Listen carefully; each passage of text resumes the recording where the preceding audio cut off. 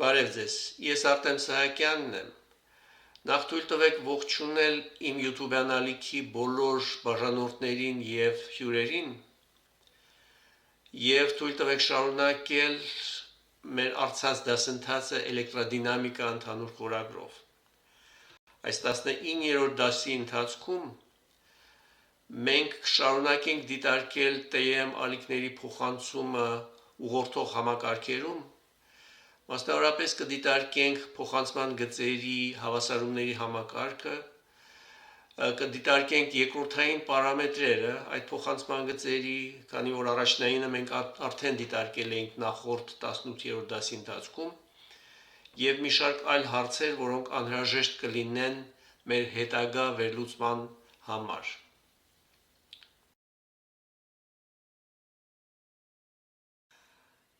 Մեր այս 19-րդ դասի ընթացքում մենք շարունակենք նախորդ դասում սկսած էլեկտրամագնիսական ալիքների տարածումը ուղղորդող համակարգերում և մասնավորապես կդիտարկենք TEM տիպի ալիքները, որը հայերեն կարելի է ասել լայնակի կամ լայնական էլեկտրամագնիսական ալիքներ։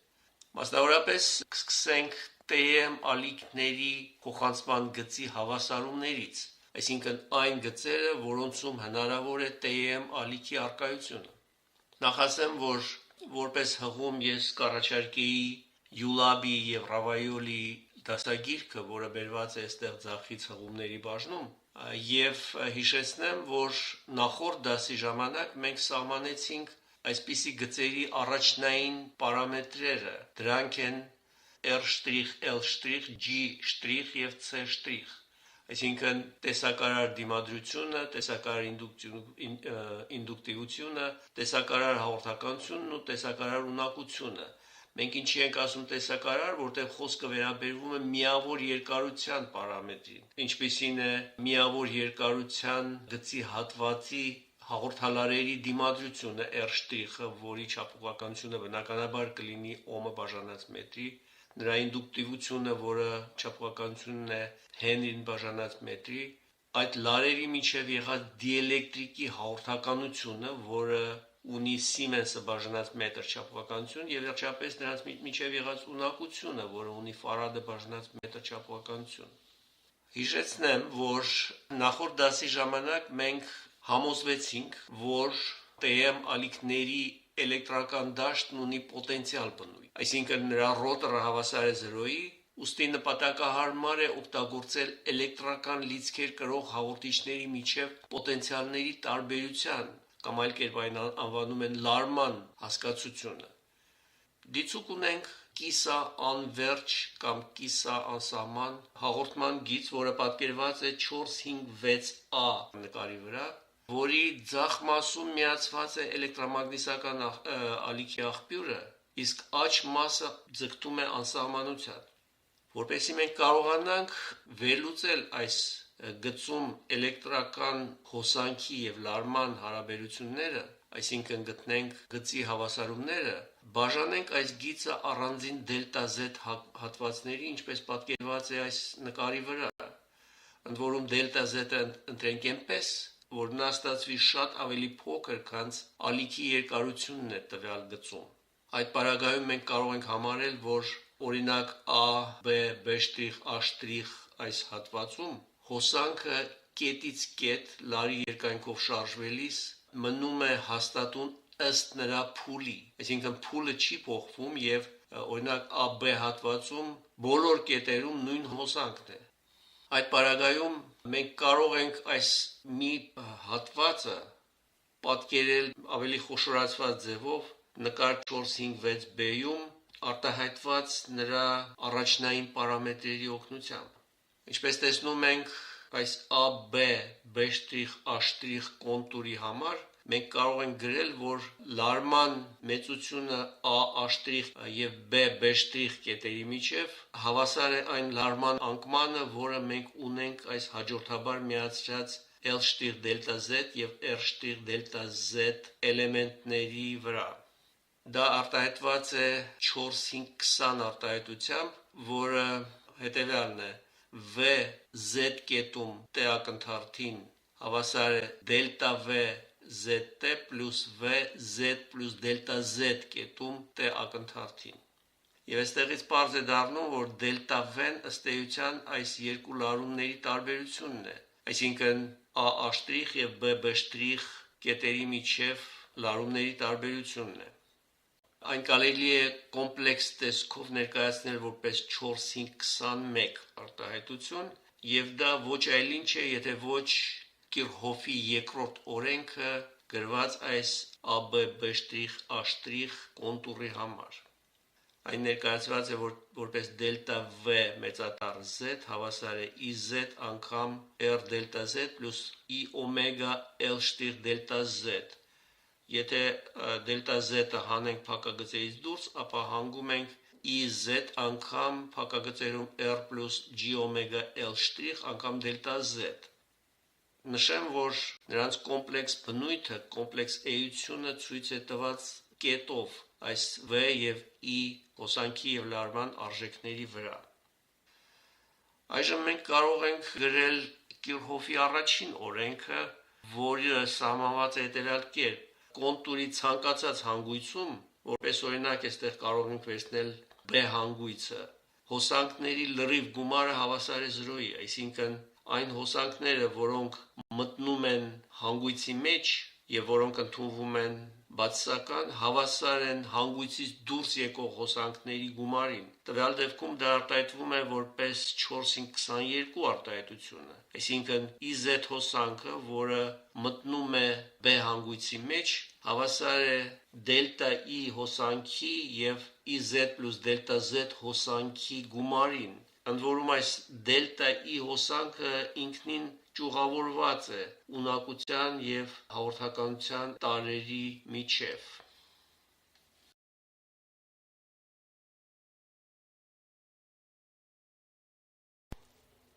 Նոր ստացված այս երկու արտահայտությունները 4-5-21 եւ 23-ը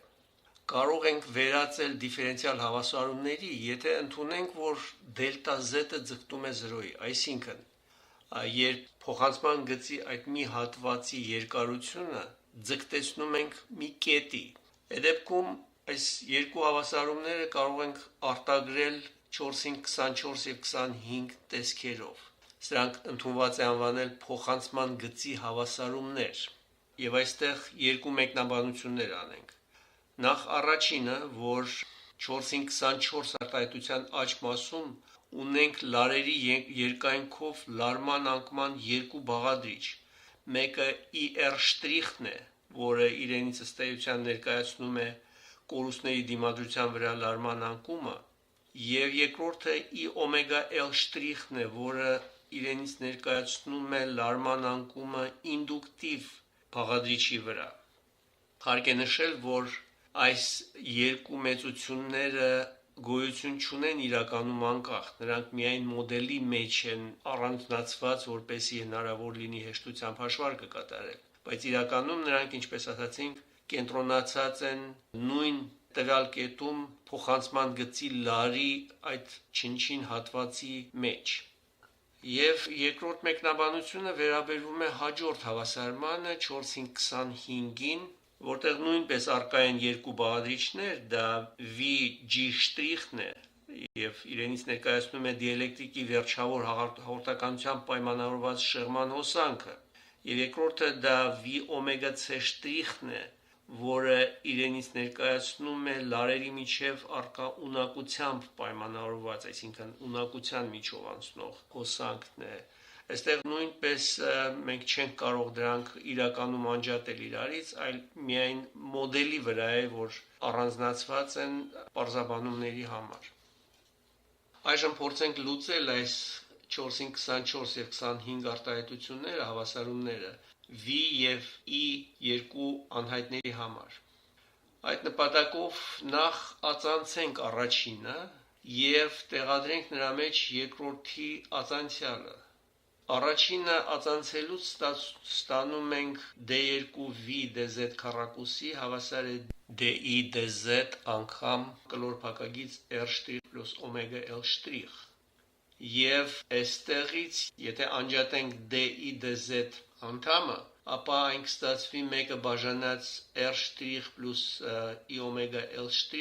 անգամ d2v dz քառակուսի։ Եվ այս մեծությունը մենք կարող ենք հավասարեցնել երկրորդ հավասարմանը, այսինքն 4-ին 25-ին, եւ ի վերջո կստանանք այսպիսի մի արտահայտություն, որը գրված է 4-ին 26a տեսքով, որպես d2v dz քառակուսի տվյալ z հեռավորության վրա մինուս գամմա քառակուսի vz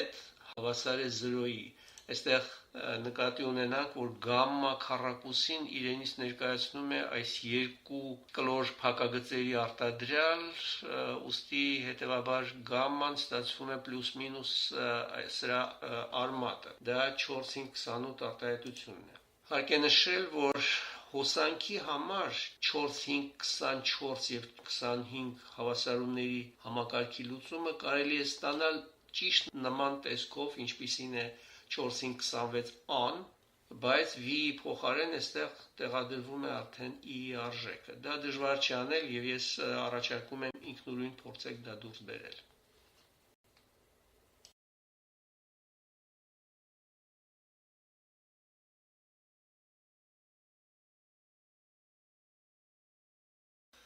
Հոսանքի համար դիֆերենցիալ հավասարումը փոխանցման գծի համար կարելի է գրել շատ ավելի պարզ ձևով, հաշվի առնելով այն փաստը, որ 4-ին 24 եւ 4-ին 25 հավասարումները ունեն սիմետրիա, այսինքն այն ինչ գրել ենք լարման համար 4-ին 26 արտահայտության տեսքով, նույնը կարելի է գրել նաեւ հոսանքի համար, այստեղ բերված 4-ին 29 արտահայտության տեսքով։ Այս երկու արտահայտությունները 4-ին 26 եւ 29 նույնական են, ուստի կարող ենք ակնարկել, որ երկուսն էլ ունեն լուծման նույն տեսքը։ Դրանցից յուրաքանչյուրը ներկայացնում է երկրորդ կարգի գծային դիֆերենցիալ հավասարում, ուստի լուծումը կարող ենք պատկերել որպես որևէ մի a արժեք, անգամ էքսպոնենտ մինուս գամմա z կամ որևէ b արժեք էքսպոնենտ պլյուս գամմա z։ Իսկ ավելի ընդհանուր տեսքով այն ներկայացվում է որպես սրանց գումարային արժեքը։ Եվ դա ցույց է տված այստեղ 4-ին 30 եւ 31 արտահայտությունների օգնությամբ։ Այստեղ նշենք, որ v պլյուս v մինուս i պլյուս i մինուս մեծությունները կոմպլեքս ամպլիտուդներ են, այսինքն ֆեյզերներ, եւ ձևականորեն ներկայացնում են դիֆերենցիալ հավասարումների ինտեգրման հաստատունները։ Սակայն կիսաանսահման փոխանցման գծերի համար, երբ մեկ ծայրը միացված է աղբյուրին, իսկ մյուսը ձգտում է անսահմանության, ինչպես ցույց կտանք ստորև, v մինուս նշանով եւ i մինուս նշանով լարումն ու հոսանքը չունեն ֆիզիկական իմաստ եւ կարող են անտեսվել։ Իսկ այժմ տեսնենք, թե որոնք են TEM ալիք փոխանցող գծի երկրորդային պարամետրերը։ Նախ սկսենք տարածման հաստատունից։ Տարածման կոմպլեքս հաստատունը, որը իրենից ներկայացնում է 4-ին 28 արտահայտության դրական արժեքը, հավասար է արմատ այս երկու կլոր փակագծերի եւ ըստ էության ինքնին կոմպլեքս մեծություն է ալֆա պլյուս i բետա, որը մենք ներկայացնում ենք այստեղ որպես 4-ին 28a։ Բացասական ալֆան կարող է հանգեցնել այն սխալ տպավորության, որ գծում կան ակտիվ տարրեր, որոնց էներգիան բերում է էլեկտրամագնիսական ալիքի ամպլիտուդի աճին դրա տարածման ընթացքում։ Ուստի 4-5-30-ի եւ 4-5-31 արտահայտությունների ֆիզիկապես բավարար ձևը կիսաանսահման փոխանցման գծերում պետք է ներկայացվի որպես 4-5-30a եւ 4-5-31a, որտեղ v+-ը եւ i+-ը փոխարինված են v incident եւ i incident նիշերով, incident նշանակում է տարածվող, ընկնող։ Եվ այստեղ ես կուզեի անել մի դիտողություն։ Ավելի վաղ 15-րդ դասում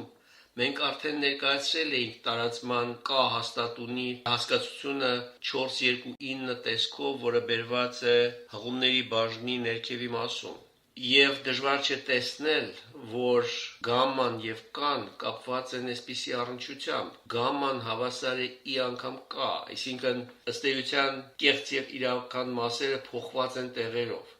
Ես չեմ ուզում խախտել այս նշանակումները, այսինքն ուղղորդող համակարգերում ընդունված է որպես օրենք ալֆա + ի բետա տեսքը, իսկ ազատ տարածվող ալիքների համար այն օգտագործվում է որպես բետա մինուս ի ալֆա, այսպիսի տեսքով։ Ինչպես տեսնում ենք, գամմայի եւ կայի միջև տարբերությունը այս կեղծ միավորն է, որը հեշտությամբ հաշվի է առնվում կոնկրետ հաշվարկներում։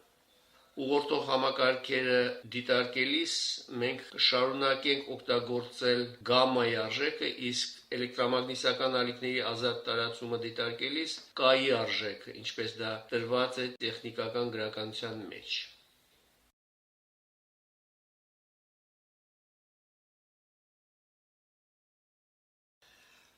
TEM փոխանցման գծի երկրորդային պարամետրերից այժմ դիտարկենք բնութագրական դիմադրությունը։ Այն մենք կարող ենք ստանալ, եթե վերադառնանք փոխանցման գծի հավասարումներից առաջինին, որը այստեղ հղումներում ներկայացված է որպես 4-5-24, եւ տեղադրենք նրա մեջ 4-5-30 եւ 31 արտահայտությունները, որոնք իրենցից ներկայացնում են փոխանցման գծի հավասարումների լուծումները։ Տեղադրումից հետո մենք ստանում ենք 4-5-32 արտահայտությունը, որտեղ ձախ մասում DVDZ ացանցիալն է, իսկ աջ մասում տեղադրված է հոսանքի արտահայտությունը։ Նշենք այստեղ, որ TEM ալիք փոխանցող ուղղորդող համակարգի բնութագրական իմպեդանսը որոշվում է այս 4-5-32-ից որպես լարման եւ հոսանքի հարաբերություն միայն մեկ ուղղությամբ տարածվող ալիքի համար, կամ ուղիղ ուղղությամբ աղբյուրից դեպի գիծ, կամ հակառակ ուղղությամբ, այսինքն գծից դեպի աղբյուր։ Տվյալ դեպքում ունենք միայն մեկ տարածվող ալիք, այսինքն Z0-ն, այսինքն բնութագրական իմպեդանսը հավասար է V incident բաժանած E incident կոմպլեքս մեծությունների հարաբերություն։ Եվ ի վերջո ստանում ենք R' + E օմեգա L' բաժանած գամմայի եւ տեղադրելով գամմայի արժեքը 4-5-28-ից վերջնական ստանում ենք 4-5-33 արտահայտությունը, որը ընդհանուր առմամբ, ինչպես տեսնում ենք, կոմպլեքս մեծություն է։ Ես այստեղ կուզեի մեկնաբանություն անել, ավելի ճիշտ առաջարկ, այն է համատել Z0 բնութագրական իմպեդանսը ազատ տարածվող հարթալիքի համար սահմանված ալիքային դիմադրության հասկացության հետ, որը բերված է հղումներում որպես 4-2-21 արտահայտություն, որում այն սահմանվում է որպես E եւ H դաշտերի լարվածությունների հարաբերություն, ի տարբերություն ուղղորդող համակարգում տարածվող TEM ալիքի համար, որը սահմանվում է որպես լարման եւ հոսանքի հարաբերություն։ Իսկ հիմա վերադառնանք այն օրինակին, որը մենք սկսել էինք նախորդ դասի ժամանակ, եւ այդտեղ մենք ստացել էինք հղումներում բերված առաջնային պարամետրերը կոաքսիալ կաբելի համար 300 կՀz հաճախականության համար։ Որոշենք երկրորդային պարամետրերը, որոնցից առաջինը դա տարածման հաստատունն է, եւ այն որոշվում է 4-5-28A արտահայտությամբ, եւ եթե տեղադրենք սրանում հղումներից բերված առաջնային պարամետրերը, ապա դժվար չէ ստանալ հաշվարկի հետևանքով, որ գամման ստացվում է 0.0078 + E 9.528 կոմպլեքս թիվը, որի իրական մասը դա ըստ էության մարման գործակիցն է, իսկ կեղծ մասը իրենից ներկայացնում է փուլի գործակիցը։ Այս թվերը ստացված են պրակտիկ առաջնային պարամետրերի արժեքների համար, որոնք, ինչպես ասացինք, բերված են հղումներում, եւ ինչպես տեսնում ենք, որպես օրենք կոաքսիալ կաբելի մարման գործակիցը բավականին փոքր է եւ կախված իհարկե հաճախականությունից բետայի արժեքը, այսինքն փուլի գործակիցը ստացվում է 10-ին մոտ։ Նա գծային օրենքով կպակասի, եթե մենք պակասացնենք հաճախականության արժեքը։ Եվ վերջապես բնութագրական իմպեդանսը, որը որոշվում է 4-5-33 արտահայտությամբ այն նույնպես ստացվում է կոմպլեքս, սակայն նրա կեղծ մասը բավականին փոքր է եւ պրակտիկ դեպքերում դա ուղղակի անտեսվում է։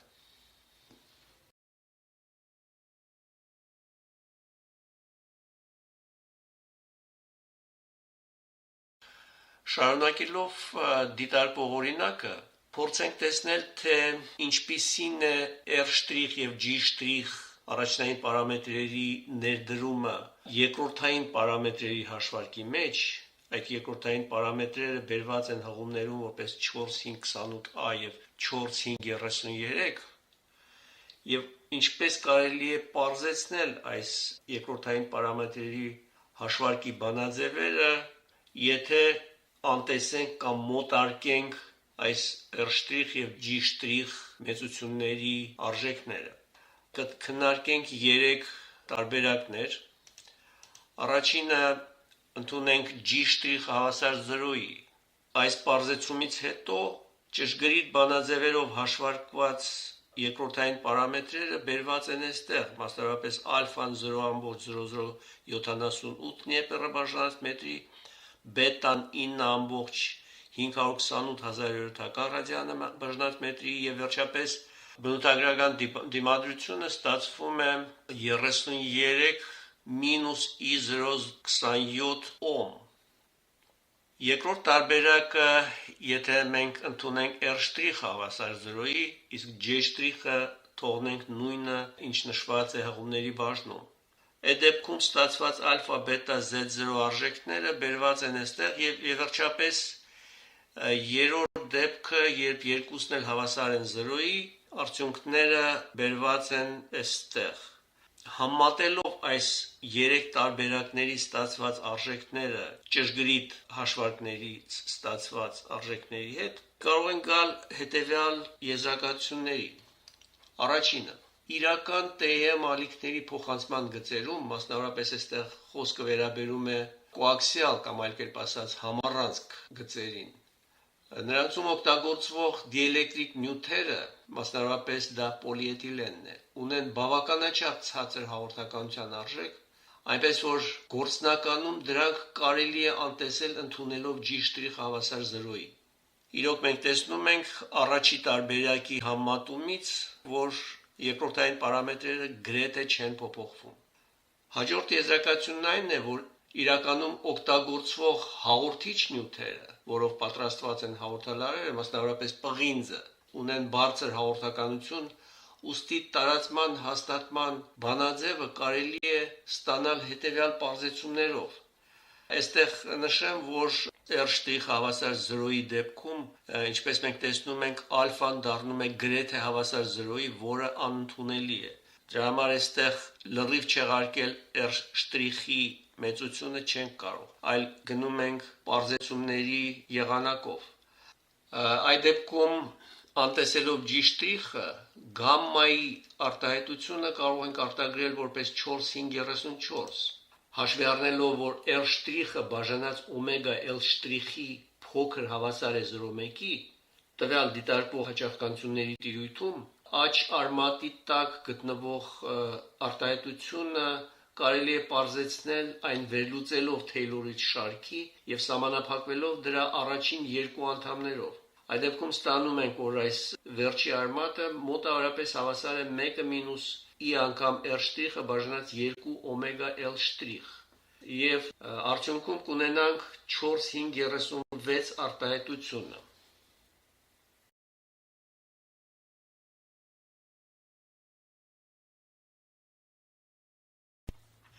Եվ այս 4-5-36 արտահայտությունից դժվար չէ անջատել կեղծ եւ իրական մասերը եւ ստանալ, որ ալֆան, այսինքն մարման գործակիցը ստացվում է հավասար R' բաժանած 2C, C' բաժանած L'-ի արմատի տակ եւ փուլի գործակիցը որպես օմեգա արմատ L'-C'։ Այս արտահայտությունները վավեր են մի քանի հերց հաճախականությունից մինչև հարյուրավոր մեգահերց հաճախականությունների տիրույթում, այսինքն կոնկրետ կոաքսիալ կամ համառանցք կաբելների համար դա նրանց գրեթե ամբողջ աշխատանքային տիրույթ։ Ես կուզեի այստեղ որոշ լրացումներ անել կոաքսիալ կաբելների համար, եւ այդ լրացումները վերաբերում են բնութագրական Z0 դիմադրության։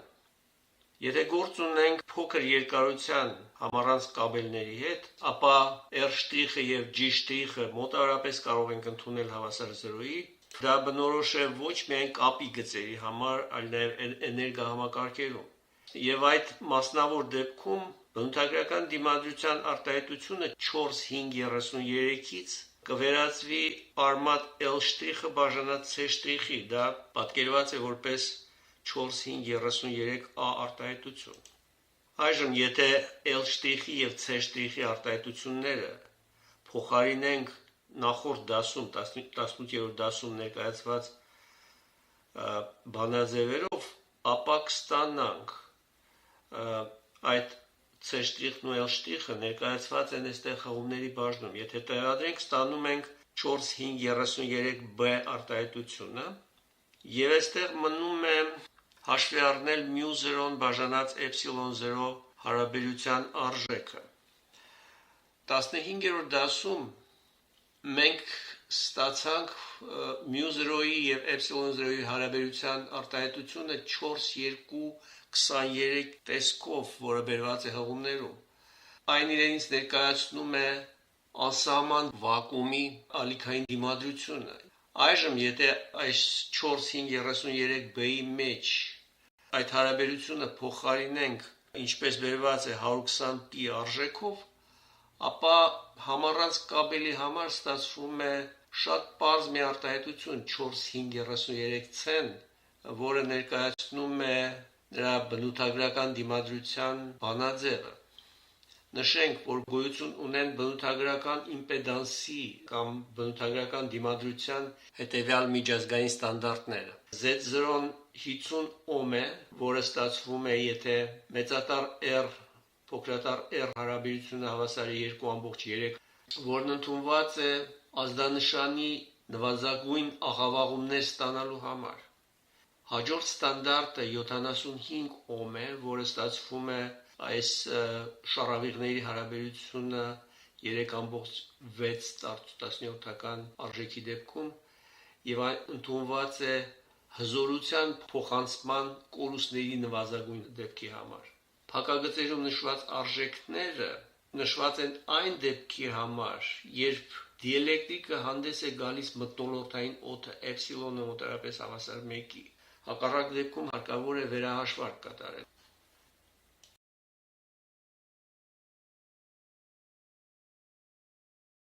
Իսկ այժմ անցնենք մեր հաջորդ վերնագրին, որը անվանել ենք այսպես վերջավոր երկարության TEM փոխանցման գծերը։ Եվ այստեղ մենք կդիտարկենք ընդհանուր առնչություններ, որոնք անհրաժեշտ են հետագա շարադրումը կազմակերպելու համար։ Նախ սկսենք նրանից, թե աղբյուրից սպառողին էլեկտրամագնիսական հզորության ուղղակի փոխանցման դեպքում ինչ օրինաչափություններ գոյություն ունեն։ Նշենք հետևյալը, որ թե կապի եւ թե էներգահամակարգերի փոխանցման գծերը սովորաբար ունեն վերջավոր երկարություն։ Գծի սկզբում, մեր դեպքում սա ձախ կողմից է պատկերված, գտնվում է էլեկտրամագնիսական ալիքի աղբյուրը, իսկ վերջում նրա սպառողը, կամ այլ կերպ ասում են բեռը, անգլերեն load։ Գծի երկու ծայրերից անդրադարձություններ են տեղի ունենում, որոնք հանգեցնում են գծի երկայնքով էլեկտրամագնիսական դաշտի բարդ կառուցվածքին, եւ այդ պատկերը լուրջ ուսումնասիրության կարիք ունի։ Քննարկումը սկսենք պարզ դեպքից, երբ բեռը, այսինքն ZL-ը, Z-load կամ GL, G-load, ուղղակիորեն միացված են աղբյուրին եւ պարզենք, թե ինչ պայմաններ կան աղբյուրից բեռին առավելագույն հզորությունը փոխանցելու համար։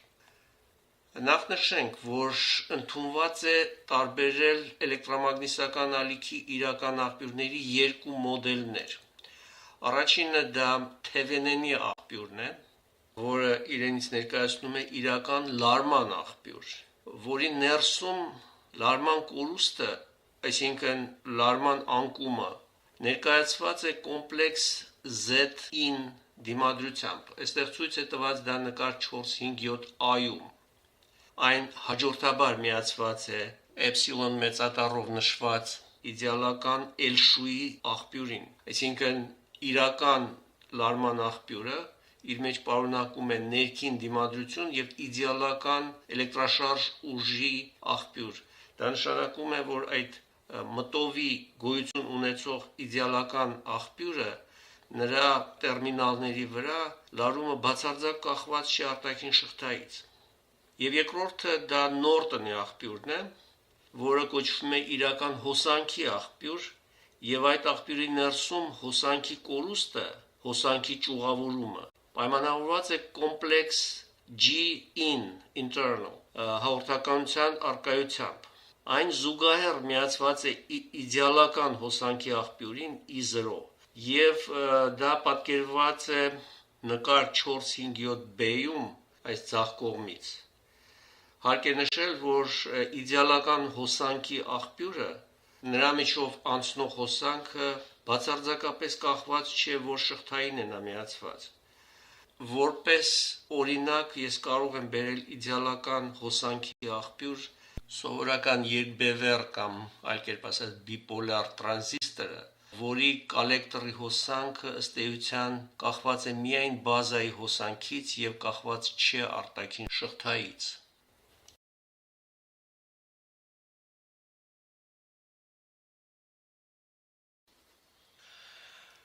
Մեր վերլուծության հետագա պարզեցման համար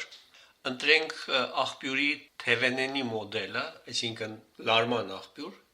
որպես օրինակ, ինչպես նաև ընտրենք, որ Z-ը, այսինքն աղբյուրի ներքին դիմադրությունը իրենից ներկայացնում է ռեզիստիվ բնույթի էլեմենտ, նույնը վերաբերում է նաև ZL-ին, երկուսն էլ ընտրենք ռեզիստիվ բնույթի։ Այս պարագայում լարման անկումը բեռի վրա որոշվում է նկար 457A-ից հղումներում բերված հետևյալ տեսքով VL-ը հավասար է EL անգամ RL եւ սա հավասար է այս արտահայտության աճ մասին եւ արտահայտությունը բերված է որպես 4,538։ Այստեղ նշենք, որ հարմոնիկ հոսանքների եւ լարումների համար VL-ը եւ EL-ը ներկայացնում են դրանց գործող արժեքները։ Այժմ բեռին մատուցվող հզորությունը մենք կարող ենք որոշել որպես հոսանքի լարման արտադրյալ, խոսքը նույնպես կվերաբերվի հզորության գործող արժեքին եւ այն այստեղ բերված է 4,539 արտահայտությամբ, որտեղ X-ը իրենից ներկայացնում է բեռի եւ ներքին դիմադրության հարաբերությունը, իսկ P վիրտուալը, որը հավասար է այս L-շուի քառակուսին բաժանած R internal, անվանում են աղբյուրի թվացող կամ վիրտուալ հզորություն։ Այժմ որոշենք, թե որ X-ի դեպքում մենք ստանում ենք նրա օպտիմալ արժեքը, այսինքն այն արժեքը, որի դեպքում PL-ը ստանում է իր առավելագույն մեծությունը։ Դրա համար պարզապես հարկավոր է գտնել 4,539-ի ածանցյալը եւ այն հավասարեցնել 0-ի, որտեղից կարող ենք գտնել x-ի արժեքը։ Այս 4,539 արտահայտությունը ներկայացված է այստեղ գրաֆիկի տեսքով եւ մենք տեսնում ենք, որ իրոք գրաֆիկը ունի իր մաքսիմալ արժեքը եւ եթե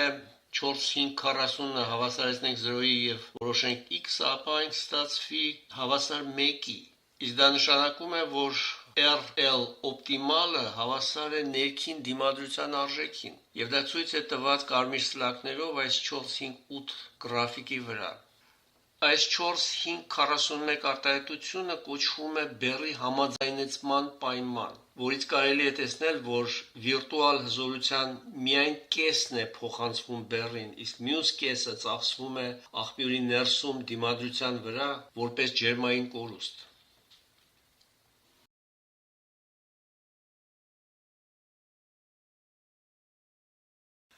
Մեր վերլուծությունը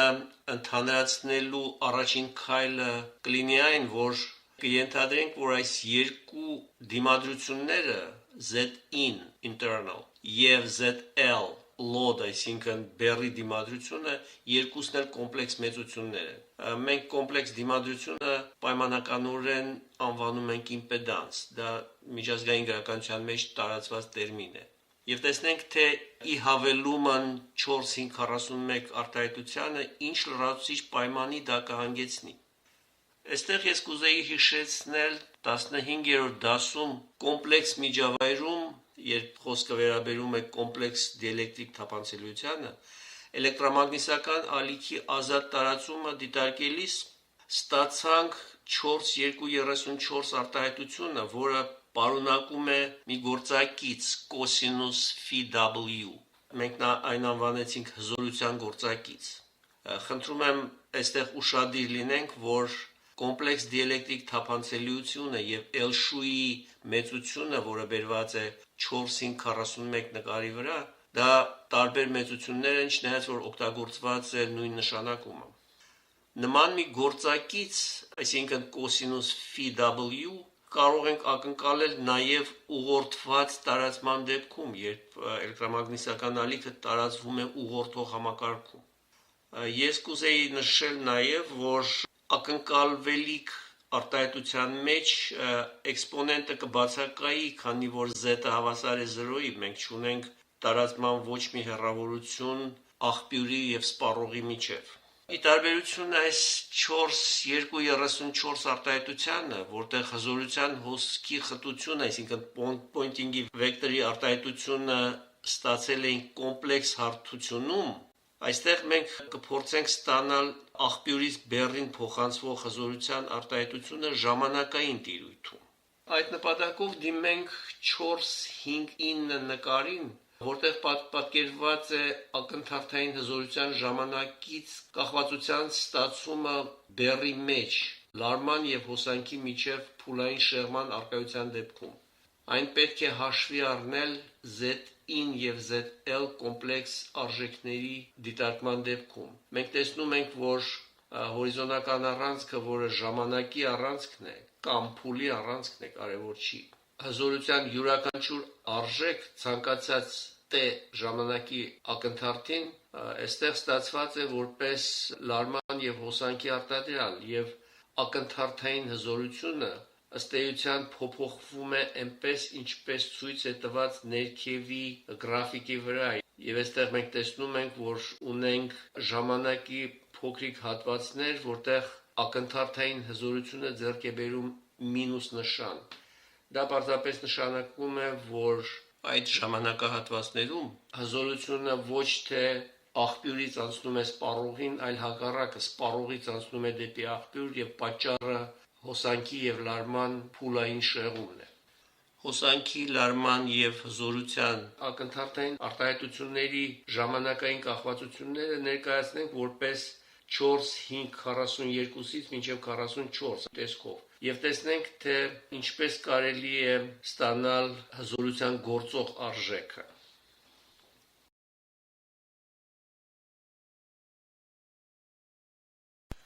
Հայտնի է, որ նշված այդ հզորության գործող արժեքը ստանալու համար հզորության ակնթարթային այդ արժեքի ժամանակային կախվածությունը անհրաժեշտ է միջինացնել տատանման 1 պարբերության ընթացքում, այսինքն կստանանք p-ն գործող արժեքը հավասար է 1-ը բաժանած t-ի, որտեղ t-ն տատանման պարբերությունն է, ինտեգրալ 0-ից t pt dt։ Եվ եթե տեղադրենք p-ի փոխարեն v եւ i արտահայտությունները 4,542, 4,543, ապա կստանանք այս 4,545 տեսքի մի ինտեգրալ։ Ինտեգրալի արտահայտության մեջ երկրորդ կոսինուսը կարելի է բաժանել բաղադրիչների, դա հայտնի է եռանկյունաչափության դասընթացից։ Եվ եթե այս բաժանված արտահայտությունը տեղադրենք մեր 4,545-ի մեջ, ապա կարող ենք ստանալ այդ արտահայտությունը որպես 4,546։ Եվ այստեղ հարկ է նշել, որ այս արտահայտության մեջ երկրորդ բաղադրիչը պարունակում է միայն տատանողական անդամներ, որոնք միջինացման հետևանքով հավասարվում են 0-ի։ Ուստի իմաստ ունի դիտարկել միայն առաջին ինտեգրալը, որը մենք կենթարկենք ակնհայտ ձևափոխությունների։ Այն է P-ն հավասար է լարման եւ հոսանքի ամպլիտուդային արժեքներ անգամ 1 բաժանած 2π եւ այս կոսինուս քառակուսին, որը մենք ունեինք 4-ին 46-ում, կներկայացվի որպես ինտեգրալի տակ 1 մինուս կոսինուս 2 օմեգա t բաժանած 2c կոսինուս φ dt։ Եվ դժվար չէ տեսնել, որ կրկնակի հաճախության կոսինուսը միջնացումից հետո նույնպես տալիս է 0, եւ ի վերջո մենք ստանում ենք Vm բաժանած 2c կոսինուս φ, որը իր հերթին տալիս է գործող հոսանքի եւ լարման արժեքների արտադրյալը անգամ կոսինուս φ, դա 4,547 արտահայտությունն է։ Եվ եթե համատելու լինենք այս ստացված արտահայտությունը 4234-ի հետ, որը մենք ստացել էինք ազատ տարածվող էլեկտրամագնիսական ալիքի համար, կարող ենք տեսնել ակնհայտ նմանություն բացառությամբ էքսպոնենտի, որը դառնում է հավասար 1-ի, եթե z-ը ընդունենք հավասար 0-ի։ Այս արտահայտությունից դժվար չէ կռահել, որ հզորության գործող արժեքը մեծացնելու համար այս կոսինուս φ 0-ն հարկավոր է ձգտեցնել 1-ի, ուստի φ 0-ն, որը իրենից ներկայացնում է լարման եւ հոսանքի միջև եղած փուլային շեղումը, հարկավոր է ձգտեցնել 0-ի։ Որպեսզի ավելի կոնկրետ մենք համոզվենք, թե որն է այդ պատճառը եւ ինչպես դա կարելի է ֆորմալ ձևով արտահայտել, տեսնենք, թե ինչպես դա կարելի է պատկերել կոմպլեքս հարթության մեջ։ Դիցուք այս նկար 457A-ում պատկերված իմպեդանսներն են եւ ZL-ը եւ ZIN-ը, այսինքն ներքին դիմադրությունը, երկուսն էլ իրենցից ներկայացնում են կոմպլեքս մեծություններ իրենց իրական, այսինքն ռեզիստիվ մասով եւ կեղծ մասով, որը կարող է լինել կամ ինդուկտիվ կամ ունակային, կամ այսինքն պլյուս նշանով կամ մինուս նշանով։ Գործող հոսանքի բացարձակ արժեքի արտահայտությունը կարող է ներկայացվել որպես in հավասար է իր բացարձակ արժեքով L-շուն բաժանած ընդհանուր դիմադրության բացարձակ արժեքին, որը իրենից բնականաբար ներկայացնում է ընդհանուր ռեզիստիվ մասի քառակուսին պլյուս ընդհանուր կեղծ մասի քառակուսին։ Եվ բարձ է, որ բեռին փոխանցվող հզորության գործող արժեքը ստացվում է հավասար I քառակուսի ըստ մոդուլի անգամ RL, միայն խոսքը վերաբերում է բեռի ակտիվ դիմադրությանը, եւ այն մենք կներկայացնենք 4,550 արտահայտությամբ։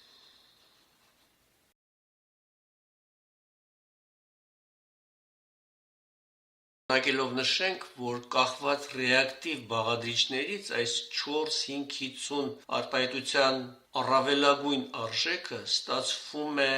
հայտարարի նվազագույն արժեքի դեպքում, ուստի իրավասու ենք ընդունելու XL-ը հավասար մինուս X internal։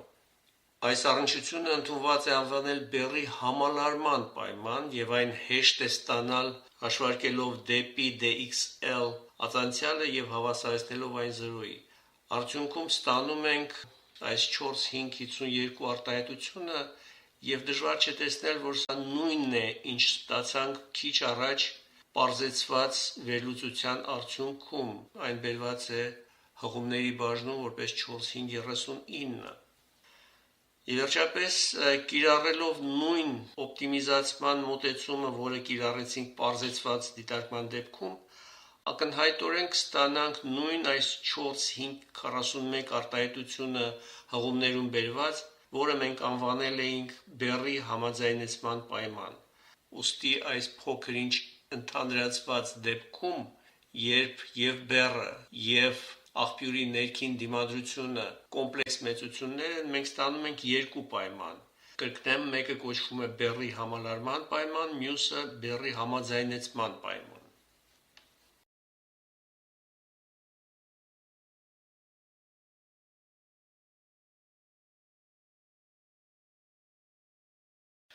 Շարունակելով մեր քննարկումը առ այն, որ ինչպիսին է հզորության փոխանցման օպտիմիզացման պայմանը աղբյուրից բեռին, մենք այս հղումներում բերված եւ նախկինում դիտարկված նկար 457A-ում աղբյուրի եւ բեռի կամ սպառողի միջև միացնենք երկար փոխանցման գիծ, ինչպես պատկերված է նկար 4.5.10-ում։ Երկարացելով նկատի ունենք այն դեպքը, երբ գծի երկարությունը, որը այստեղ պատկերված է փոքրատառ L տառով, մեծ կամ համեմատական է ալիքի երկարությանը տվյալ գծի երկայնքով, եւ դա թույլ կտա նկատել բոլոր ալիքային պրոցեսները, որոնք տեղի են ունենում գծի երկայնքով AA1, BB1 տերմինալների միջև։ Այստեղ ելնելով ֆիզիկական պատկերից կարելի է հասկանալ, որ երբ ընկնող ալիքը հասնում է բեռի միացման BB1 կետին, ապա ընդհանուր դեպքում, այսինքն երբ բեռի կոմպլեքս դիմադրությունը, այսինքն նրա իմպեդանսը հավասար չէ գծի ալիքային դիմադրությանը, ապա տեղի կունենա ընկնող ալիքի անդրադարձում։ Ընկնող ալիքի մի մասը կանդրադառնա եւ կշարժվի հետ դեպի բեռը։ Եթե ընդունենք, որ Z-ը դա ընկնող ալիքի տարածման ուղղությունն է, իսկ Z' դա անդրադարձած ալիքինն է, ապա նախկինում մեր ներկայացված այս 4.5.30A եւ 31A արտահայտությունները, որոնք բերված են հղումներում, կարող ենք արտագրել 4.5.30B եւ 31B տեսքով, ավելացնելով նրա աջ մասում անդրադարձած ալիքը, ինչպես դա պատկերված է, եւ այդ անդրադարձած ալիքը կներկայացնենք լարման դեպքում V reflected անգամ E մինուս գամմա Z', իսկ հոսանքի դեպքում E reflected E մինուս գամմա Z'։ Եվ այստեղ մենք տանք հետևյալ հասկացությունը. լարման եւ հոսանքի անդրադարձման գործակիցները սահմանվում են որպես անդրադարձած եւ ընկնող ալիքների ֆեյզերների հարաբերություններ։ Այն է գամմա V-ն հավասար է V reflected բաժանած V incident եւ գամմա E-ն հավասար է E reflected E incident։ Դրանք պատկերված են որպես 4.554։ Բոլոր այս մեծությունները ընդհանուր դեպքում կոմպլեքս մեծություններ են։ Ուստի եթե 4.5.30B եւ 31B արտահայտություններից V incident-ը եւ E incident-ը կհանենք փակագծերից դուրս, ապա կհանգենք 4.5.30C եւ 31C արտահայտությունների, որտեղ ուղղանկյուն փակագծերում ունենք 1 պլյուս գամմա V E մինուս գամմա Z' մինուս Z եւ նման մի արտահայտություն նաեւ հաջորդ այդ արտահայտության մեջ ուղղանկյուն փակագծերում։ Այժմ փորձենք հասկանալ, թե ինչպիսին է կապը այս երկու անդրադարձման գործակիցների միջև։ Այդ նպատակով վերադառնանք փոխանցման գծի հավասարումներին եւ նրանցից առաջինը, որը պատկերված է հղումներում որպես 4.5.24, վերցնենք եւ նրանում տեղադրենք 4.5.30B արտահայտությունը։ Եթե կատարենք ածանցման գործողությունը, ինչպես դա պահանջվում է ձախ մասում, ապա կհանգենք այսպիսի աջ մասի, որտեղ պարզ է դառնում, որ dz' բաժանած dz-ը հավասար է -1-ի, քանի որ նրանք հակառակ են ուղղված իրար այդ երկու կոորդինատները, եւ հանգում ենք գամմա V reflected E մինուս գամմա Z' եւ մինուս գամմա V incident մինուս գամմա Z։ Սա հավասար է EZ անգամ R plus E omega L', ինչպես դա բխում է այս նույն 4.5.24 արտահայտությունից։ Եվ այստեղից դժվար չէ տեսնել, որ EZ-ի արտահայտությունը կարող ենք ստանալ այնպես, ինչպես պատկերված է այս 4.5.55 արտահայտության մեջ։ Նկատենք, որ ի տարբերություն 4.5.31C-ի փակագծերում մենք ունենք ոչ թե գամմա E-ի արժեքը, այլ գամմա V-ի արժեքը։ Այժմ եթե այս 4.5.55-ը համատենք 4.5.30C-ի հետ, ապա կարող ենք տեսնել, որ գամմա V-ն ստացվում է հավասար մինուս գամմա E, այսինքն անդրադարձման գործակիցը ըստ լարման հավասար է անդրադարձման գործակցին ըստ հոսանքի հակառակ նշանով։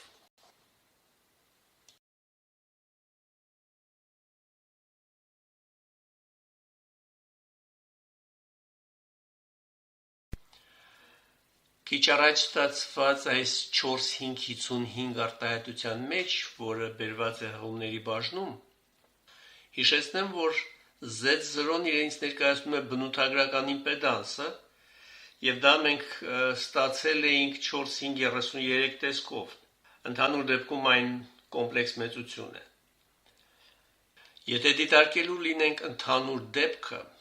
երբ չունենք համաձայնեցում կամ համալարում գծի ծայրում B1 հատույթում, այսինքն Z0-ն հավասար չէ ZL-ի, ապա կարող ենք ընդունել, որ ըստ էության անդրադարձած ալիքի աղբյուրն է հանդիսանում ընկնող ալիքը, կամ այլ կերպ ասած, անդրադարձած ալիքի հզորությունը, նրա էներգիան գալիս են ընկնող ալիքի հզորությունից եւ էներգիայից։ Ուստի մեկ անգամ անդրադարձած ալիքի անցած ընդհանուր ուղին կընդունենք հետևյալ կերպ. Z'-ը նրա ընդհանուր կոորդինատը հավասար է L-Z, այս կլոր փակագծերի մեծությունը ոչ այլ ինչ է, եթե ոչ C1, B1 հատույթների միջև ընկած գծի երկարությունն է եւ գումարած լրացուցիչ L փոքրատառ արժեք։ Դա պատկերված է 4-5-57 տեսքով 2L-Z։ Նորից նշեմ, որ այստեղ նկատի ունենք, որ եթե Z կոորդինատի սկզբնակետը գտնվում է A1 հատույթում, ապա Z'-ի սկզբնակետը գտնվում է B1 հատույթից դեպի աջ L հեռավորության վրա, որը դուրս է գալիս այս նկարի սահմաններից։ Այժմ վերադառնալով լարման եւ հոսանքի 4-5-30B եւ 31B արտահայտություններին, այդ արժեքների հարաբերությունը գծի կամայական հատույթում, օրինակ C1-ում, կոչվում է տվյալ հատույթում բեռնված գծի մուտքային իմպեդանս, կամ այլ կերպ ասած, մուտքային դիմադրություն։ Եվ եթե դիտելու լինենք այս 4-5-11 պատկերը, ապա այդ իմպեդանսը տեսականորեն կարելի է որոշել, եթե անտեսենք C1 հատույթից դեպի ձախ գտնվող մասը եւ C1 կետերից միացնենք ֆազազգայուն օհմմետր։ Այդ դեպքում նա կչափի մուտքի իմպեդանսը, որը ընդգրկվում է գծի այդ մասը եւ բեռը։ Ուստի եթե փորձենք որոշել մուտքային իմպեդանսը աղբյուրի միացման կետում A1 հատույթում, ապա կարող ենք այն որոշել որպես լարման արժեքը Z-ը հավասար 0-ի համար եւ հոսանքի արժեքը L-Z-ը հավասար 0-ի համար, դրանց հարաբերությունը տեղակայելով այդ հարաբերության մեջ Z'-ը 4-5-57 արտահայտությունից։ Եվ դժվար չի տեսնել, որ արդյունքում ստանում ենք 4-5-58 արտահայտությունը, որը ըստ էության L երկարություն ունեցող բեռնված վերջավոր գծի մուտքի իմպեդանսն է։ Այստեղ նշենք, որ գամմա V-ի արժեքը չի փոխվում գծի ամբողջ երկայնքով կետից կետ անցնելիս։ Բանն այն է, որ գամմա V-ն, կրկնեմ, որոշվում է որպես կամ ընկնող կամ անդրադարձած ալիքների լարման եւ հոսանքների հարաբերությունը, որը ըստ էության համասեռ գծերում չի փոխվում, եթե մենք շարժվելու լինենք գծի երկայնքով։ Սովորաբար այսպիսի անդրադարձումները եւ առհասարակ գծի հաշվարկը կատարելիս հայտնի են լինում ZL-ը, այսինքն բեռը, եւ Z0-ն, այսինքն բնութագրական դիմադրությունը։ Եթե հաշվի առնենք գամմա V-ն մնում է անփոփոխ ամբողջ երկայնքով, այդ թվում B1 հատույթում, ապա ընդունելով L-ը հավասար 0-ի կարող ենք ստանալ այս 4-5-58 արտահայտությունից, որ գամմա V-ի արժեքը կոմպլեքս տեսքով պատկերված է 4-5-59 արտահայտությամբ։ Վերադառնալով 4-5-58 արտահայտությանը, նշեմ, որ գամմայի բացարձակ արժեքը միշտ փոքր է 1-ից, քանի որ անդրադարձած ալիքը չի կարող գերազանցել ընկնողին ըստ ամպլիտուդի։ Եվ վերջապես նշեմ, որ այս 4-5-58 արտահայտությունը չափազանց կարևոր է մեր հետագա հաջորդ դասերի քննարկումների համար, այնպես որ մենք բազում անգամ կվերադառնանք սրան։